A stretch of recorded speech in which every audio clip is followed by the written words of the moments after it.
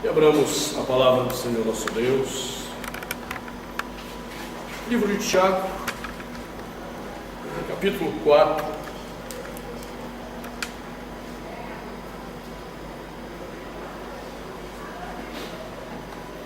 Devagar a gente está concluindo Tiago. Nós estamos no capítulo 4.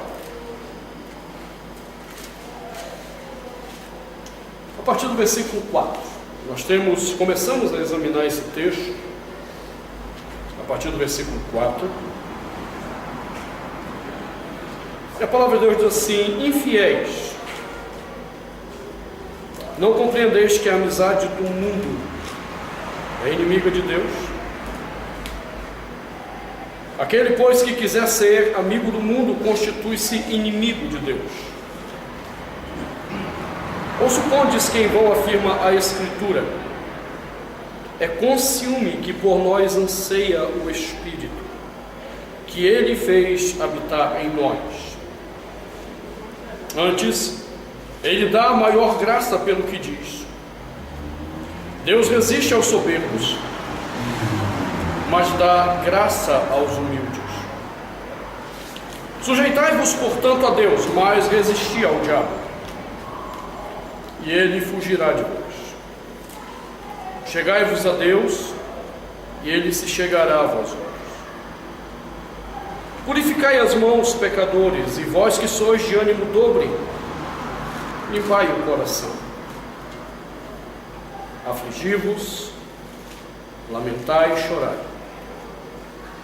Converta-se o vosso riso em pranto, e a vossa alegria em tristeza. Humilhai-vos na presença do Senhor, e Ele vos exaltará.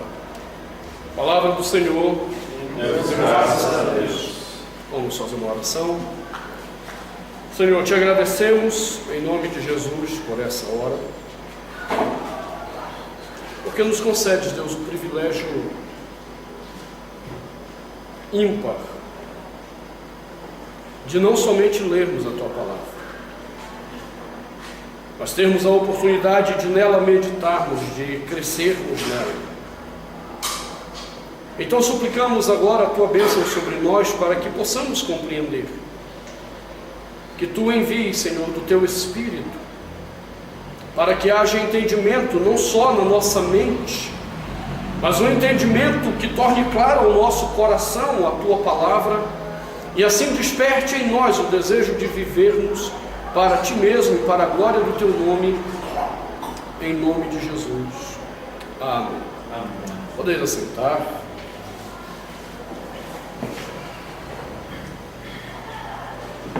Da última vez que olhamos para esse texto, começamos a examinar um novo assunto de Tiago: o problema do mundanismo. Um problema que era vivido pelos irmãos naquele exato momento em que Tiago estava escrevendo, porque eles haviam perdido tudo, haviam perdido não é somente a sua história, mas tudo que construíram na história por causa da sua fé. E naquele exato momento bate aquela situação de você olhar para o mundo e ver que esse mundo que te persegue, esse mundo que vive contrário à vontade de Deus, esse mundo que vive em resistência ao Senhor, é um mundo que parece prosperar. A gente lembra do salmista, quando ele diz: olha, eu sei que Deus é bom para com Israel, mas quando eu olhei a prosperidade do ímpio, quase meus pés escorregaram e eu fui para as cucuias. A ideia é essa. Quase que eu vou chutar o pau da barraca, porque se Deus é bom para Israel, e eu estou passando o que eu estou passando, eu olho para o ímpio e a vida dele parece melhor que a minha. Então Tiago agora está lidando com o mesmo problema. Irmãos que por causa da fé perderam tudo, e olham para o mundo que o persegue e que os persegue, e esse mundo parece que não tem problema. E então ele olha esse texto e começa dizendo de cara infiéis, e nós vimos naquele sermão que essa palavra infiéis em grego foi eufemismo do tradutor. Talvez esse seja o ponto em que Tiago seja mais duro com aquela igreja, seja nesse ponto da sua carta. Na verdade, isso não é nenhuma carta, né? Vamos até deixar claro isso. O texto de Tiago é um testamento patriarcal. Era um tipo de literatura em que o pai deixava para os filhos a sua principal exortação para que eles vivessem piedosamente. Isso era muito próprio da literatura sapiencial. Lá em Provérbios você vai encontrar Salomão falando para o seu filho. É essa a ideia do testamento que eu estou te entregando. E esse é um momento muito pesado do testamento de Tiago, quando ele olha e diz: não, vocês são adúlteros. Essa é a palavra grega. E por que adúlteros? Porque nós temos um pacto com Deus. E qualquer outra coisa que eu coloque nesse relacionamento com Deus é adultério. Nesse caso específico, o Tiago está falando do mundo.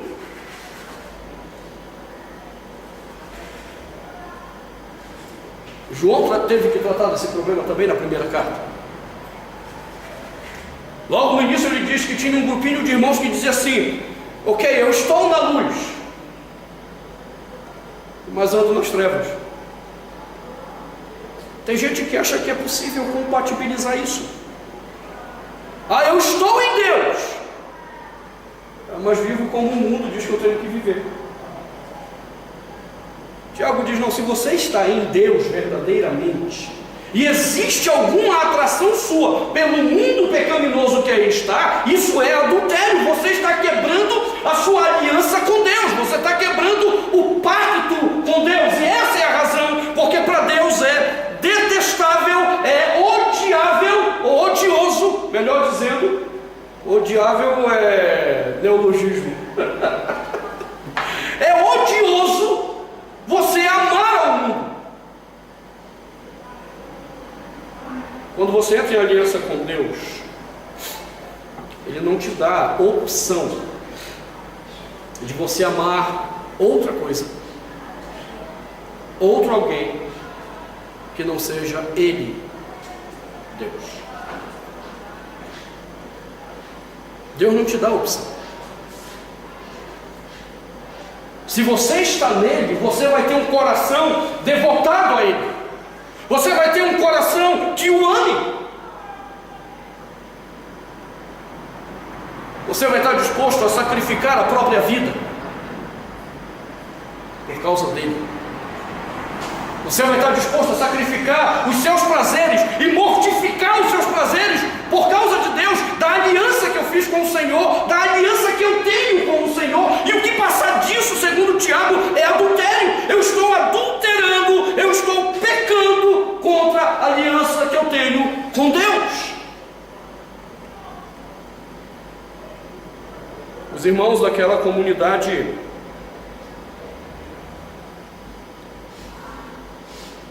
começavam a olhar para o mundo e achar que aquilo era lindo.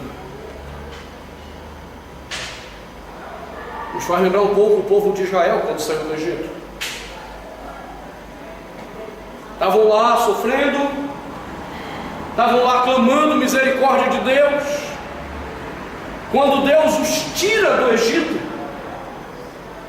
e os leva ao deserto, e é interessante que Deus diz em Deuteronômio que Ele levou ao deserto para humilhar Israel.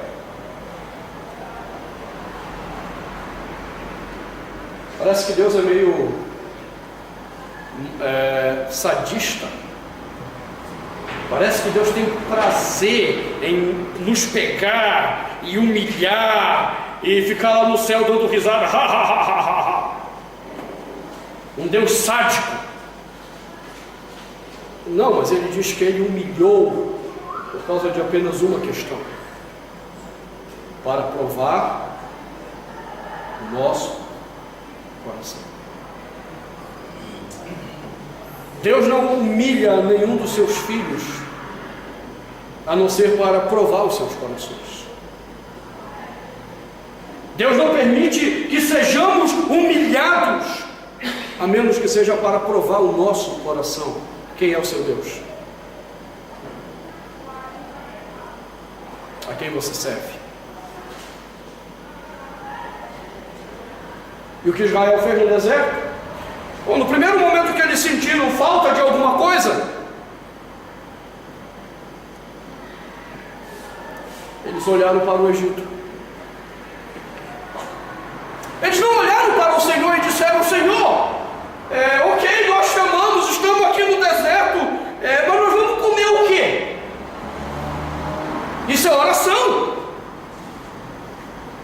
Eu às vezes não sei o que Deus está fazendo, nem por que Ele está fazendo, então eu vou a Ele em oração. E a oração, ainda que me permita expressar a Deus o que eu estou vivendo, ela não se traduz em revolta, ela se traduz em confiança. O salmista no Salmo 13 diz: até quando, Senhor? Até quando os meus inimigos vão ficar me humilhando? E ele desabafa com Deus a dor que ele tem. E no final do salmo, em vez de ele dizer: olha, eu vou colocar uma faca no teu pescoço para te obrigar a resolver meu problema, ele diz: ok, ainda que seja assim, eu continuarei confiando no Senhor. Israel não fez isso. Chegaram para Moisés, aliás, Israel chegou para Moisés e disse: olha, lá no Egito nós tínhamos carne de panela. Você entende qual é o problema? A referência deles não é a satisfação de estar em Deus. O que eles queriam quando saíram do Egito? Que Deus desse para eles um império tão glorioso e farto como era o Egito. Como é que a Bíblia chama isso? Mundanismo. Quando eu olho para o mundo e quero ter o padrão do mundo, eu quero ter o que o mundo tem, eu quero viver satisfeito como o mundo vive, eu quero ter os prazeres que o mundo diz oferecer, isso é mundanismo. E pior, o diabo diz: isso é adultério.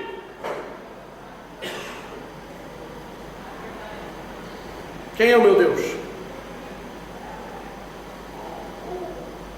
Com quem eu fiz aliança? Eu fiz aliança com o mundo?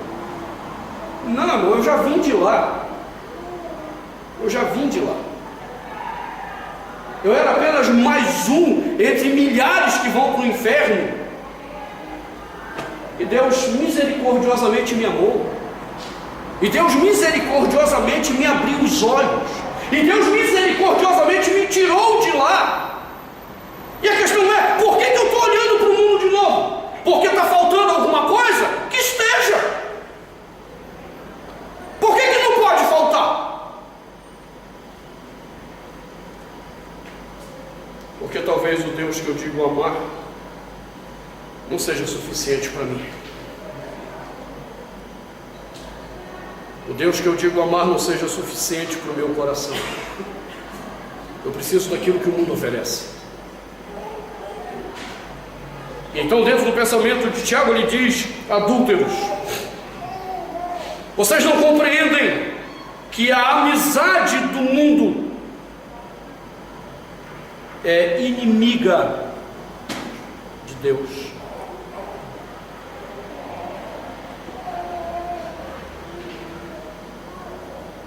Você está entendendo esse problema? O mundo não existe para me revelar Deus. O mundo existe para me afastar de Deus. É óbvio que mundo aqui não é a criação. É óbvio que o mundo não é aquilo que Deus criou. Ele disse: haja luz, houve luz, e fez as plantas nascerem, luz. Não é isso. O mundo é a sociedade que eu habito, os homens que constituem o universo dos meus relacionamentos. Esses homens existem não para me aproximar de Deus, mas para me afastar dele, porque esses homens estão afastados de Deus.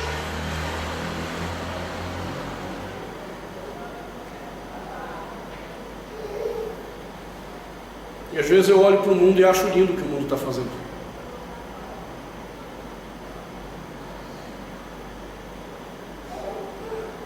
Estou achando lindo.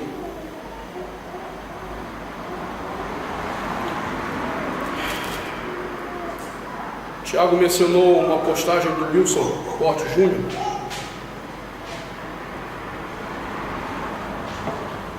Quando eu cheguei agora de viagem, eu estava lendo um artigo dele sobre essa questão, e ainda que ele não tenha colocado dessa forma, eu acho que ele tocou na questão certa.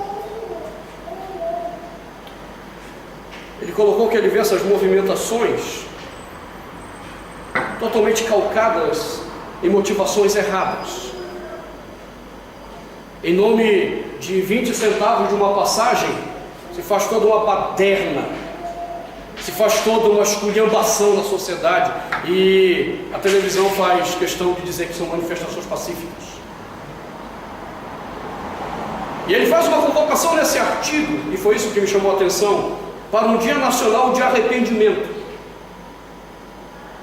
que ele se propôs fazer dia 1º de setembro, e eu tomei como um desafio para mim também.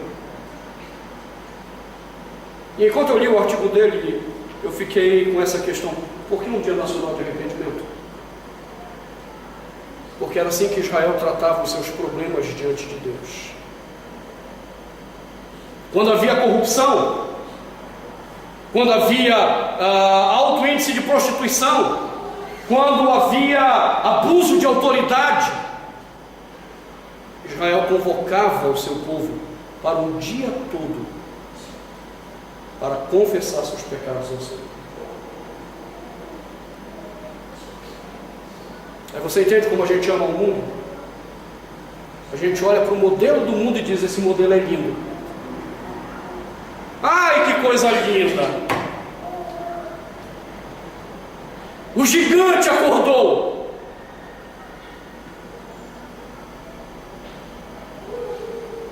Para quê? O gigante acordou para perpetuar a sua ira contra Deus, para perpetuar o seu afastamento de Deus.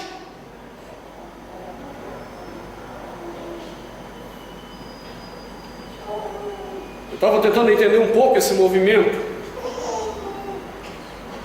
e há um grupo por trás desse movimento, que não é o movimento Passe Livre. É um grupo que talvez você já tenha assinado alguma petição deles em nome da justiça pela internet, chamado AVAX. Esse é um grupo internacional que tem uma agenda de esquerda que milita em favor do aborto, homossexualismo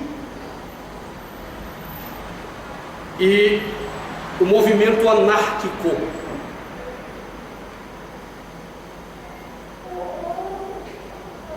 O presidente da AVAX, um judeu traidor, que entregou milhares de judeus para Hitler para ficar rico.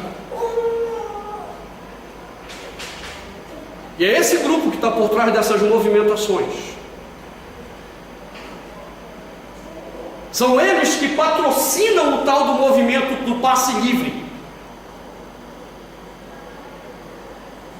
Aí vão lá os crentes tapados, que acham lindo o modelo do mundo e não investigam o que está por trás. E em vez de propor uma visão bíblica de Deus, de pacto com o Senhor, não, eles resolvem adulterar contra o Senhor e se meter num mundo que é corrompido e que faz todas as suas ações para que os homens continuem afastados de Deus.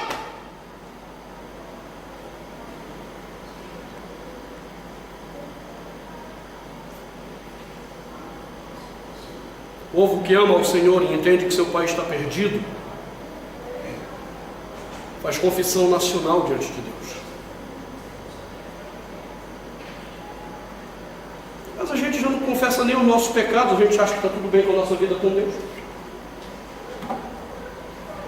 A gente pelo menos ainda tem um momento de confissão no culto. Quantos no culto levam a sério esse momento de confissão? Não sei. Para muitos é apenas um rito. Para muitos é apenas parte da liturgia. Não sei, mas pelo menos a gente tenta lembrar que nós temos um Deus que nós dizemos amar e que diariamente nós pecamos contra Ele, nós transgredimos a lei dEle e adulteramos contra Ele. Quanto mais um dia nacional de arrependimento. Enquanto eu li esse artigo do Wilson, eu lembrava exatamente do dia do Yom Kippur. Todo santo ano, o judeu tem o dia da purificação. Em todo lugar do mundo, eles se apresentam pedir ao Senhor perdão pelos seus pecados, a transgressão da lei do Senhor e qualquer pacto com esse mundo vil que se opõe às coisas de Deus. Todo ano o judeu faz a confissão nacional.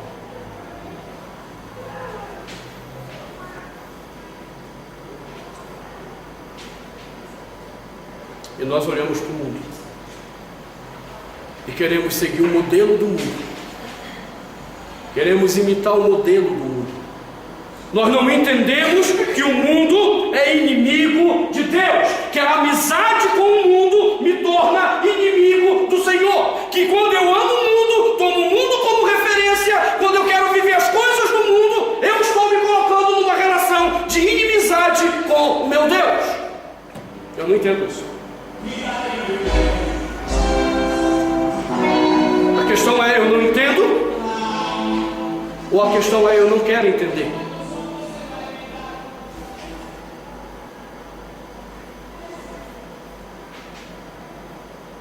Nós valorizamos tudo que é porcaria do mundo.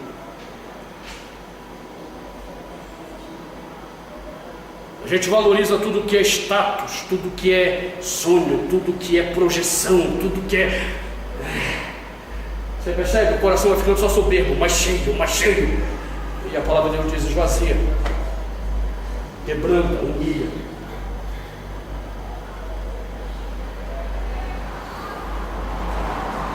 O pacto com Salomão, Deus disse: esse meu povo, que se chama pelo meu nome, se humilhar, orar, me buscar e se converter dos seus maus caminhos, então eu, Senhor, ouvirei dos céus e perdoarei os seus pecados e sararei a sua terra. Como Deus sara?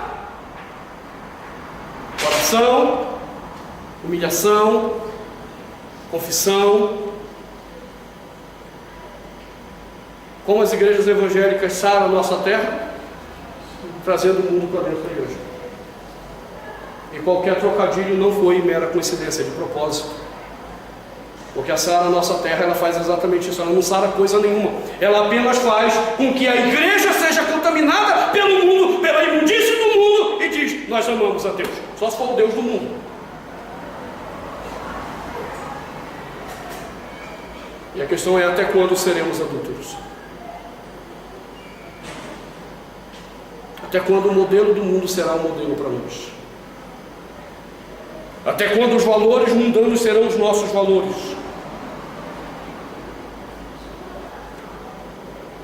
Não compreendeis que a amizade do mundo é inimiga de Deus? Aquele, pois, que quer ser amigo do mundo, constitui-se inimigo de Deus.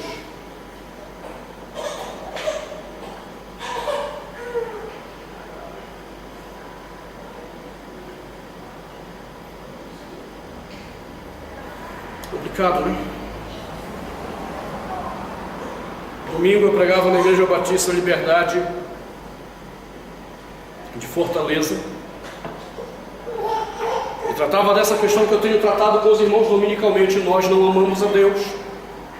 Não é da nossa natureza, a menos que Cristo nos salve, nós não amamos a Deus. E aí eu achei engraçado, quando terminou o culto, eles foram anunciar a escola deles dominical é à tarde também. E aí o irmão foi convidar. Não é a escola dominical, era alguma coisa especial que eles iam ter, mas a escola deles é à tarde. Eles iam ter alguma coisa especial no domingo à tarde. E coincidentemente é a final da Copa do Mundo. Da Mundo não, dessa Copa das Confederações. E o Brasil vai jogar, se passar. E a pergunta dele era: nós vamos deixar de ver a final para estarmos nesse trabalho, ou nós amaremos mais ao mundo? Você entende? Em pequenas coisas. Eu deixo de vir ao culto por causa do mundo. Eu deixo de vir ao estudo bíblico por causa do mundo.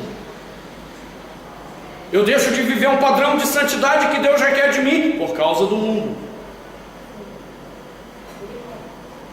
Você não entende que quando você faz isso, você se constitui inimigo de Deus?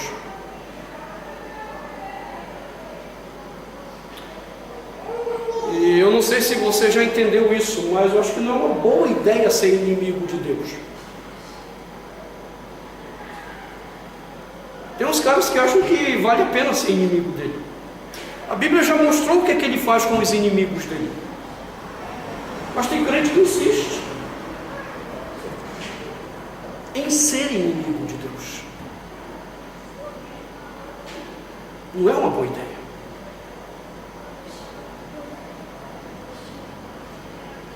Quer fugir do mundanismo? Quer fugir do adultério? Primeira coisa, muda o teu foco de referência, não pode ser o mundo. Você tem um Deus e Ele é a referência da sua vida, do seu comportamento, das suas decisões. Tiago vai nos dar uma razão muito forte também no versículo 5, antes de começar a tratar como é que nós nos libertamos do mundanismo. Ele vai tratar disso a partir do versículo 6. Mas no 5, ele ainda quer dar uma segunda razão. Não é apenas porque eu me torno inimigo de Deus, mas porque existe um ciúme de Deus com aqueles com quem Ele tem aliança. Eu quero tratar disso, do ciúme de Deus no nosso relacionamento. Feche seus olhos.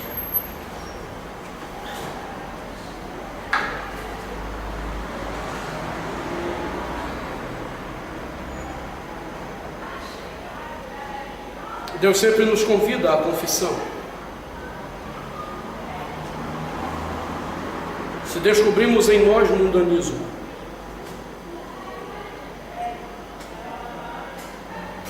podemos nos achegar e pedir a Ele que nos perdoe. Podemos pedir a Ele que nos dê um coração igual ao coração dele. Senhor, nós te pedimos perdão por todas as vezes que nós olhamos para o mundo e nos permitimos atrair pelo que o mundo oferece. Por todas as vezes que olhamos para esse mundo pecaminoso e achamos lindo o que ele faz.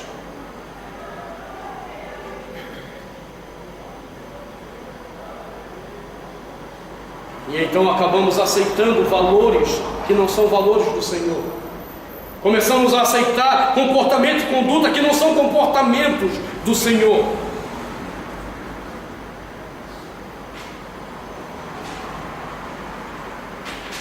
Nos perdoa, Deus, por todas as vezes que agimos motivados pelos valores e a influência do mundo que opera dentro de nós. Perdoa-nos. Não queremos ser inimigos do Senhor, pois o Teu Filho já nos tirou desse estado de rebeldia para vivermos em Ti, satisfeitos em Ti e satisfeitos plenamente em Ti. Assim pedimos a Tua graça sobre nossas vidas nesta hora, em nome de Jesus. Amém.